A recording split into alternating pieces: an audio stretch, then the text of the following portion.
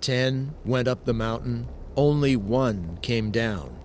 A simple hike up the Ural Mountains with fellow students became one of the most mysterious events to ever happen. 9 people died with unexplainable reasons as to why.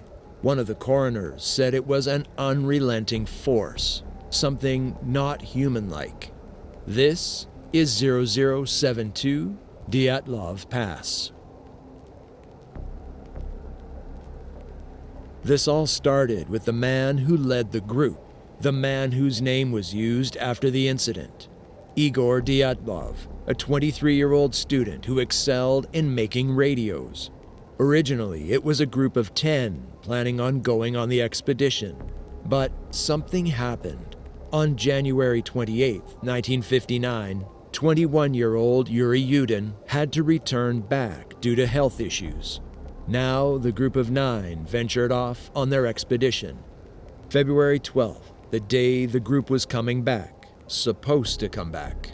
Before leaving, Dyatlov agreed he would send a telegram to their sports club as soon as the group returned to Vizhai.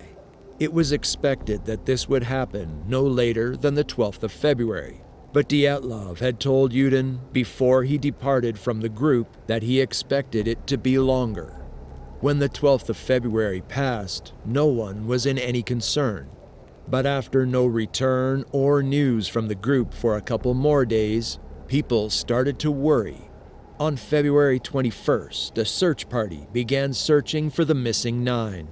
By February 27th, the search team found 4 bodies. On March 5th, they found another, and on May 5th, another 5 bodies were found. This was the Dyatlov group. Their bodies, though, were different. The way they died didn't make sense. The tent was torn open from the inside. When they discovered the first 5 bodies, 2 of them had no clothing, just underwear on. The other 3 were found ahead. When they discovered the other 4 bodies, they had the clothes on from the first 2 bodies discovered. Some had radiation. Some of them had injuries that could not have been explained. 4 out of the 9 had ribs broken, eyes removed, skulls cracked, and even for one, Dubinima, she had her tongue gone, missing from her body. Doroshenko and Krivonoshenko both died due to supposed hypothermia, but they had bruises and injuries all over their bodies. No one really knows what happened, but there are theories floating around that could explain it or try to.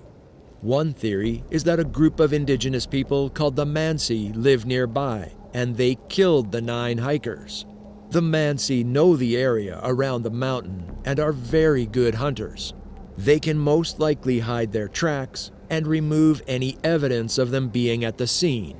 They also had a chum or tent nearby, approximately 200 feet away. As for a motive, it could be that they were disrespected or tread on ground that they weren't allowed.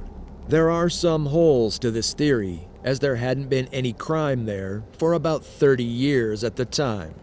There really isn't any motive that has some sort of evidence, and none of the group's belongings were stolen.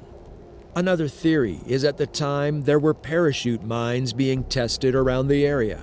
The theory is that during the night, the Soviet Union at the time did a parachute mine test, and the hikers woke up from the loud noises and they got caught up in the action.